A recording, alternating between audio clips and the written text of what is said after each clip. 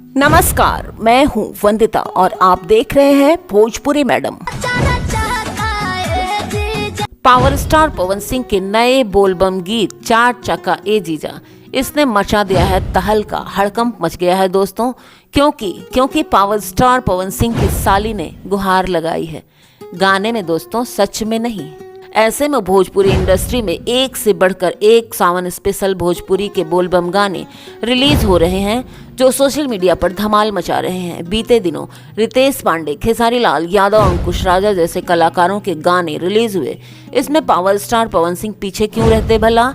उनका एक और बोलबम गीत रिलीज हो गया है जिसका नाम है दोस्तों चार चक्का ए जीजा। पावर स्टार पवन सिंह का नया गाना चार चक्का ए जीजा में भोले बाबा और देवघर के सीन्स देखने को मिल रहे हैं।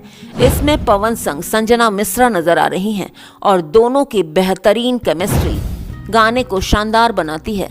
एक्टर चीलम भी बना रहे हैं, वहीं उनकी साली उन्हें चलने के लिए कह रही हैं।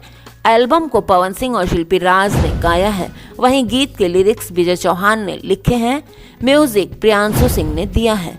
चार चक्का ए जीजा गाने को पावर स्टार पवन सिंह के ऑफिशियल यूट्यूब चैनल पर डाला गया है और अभी तक दोस्तों 3 लाख से ज्यादा लोग इसे देख चुके हैं। फैंस सॉन्ग को खूब पसंद कर रहे हैं।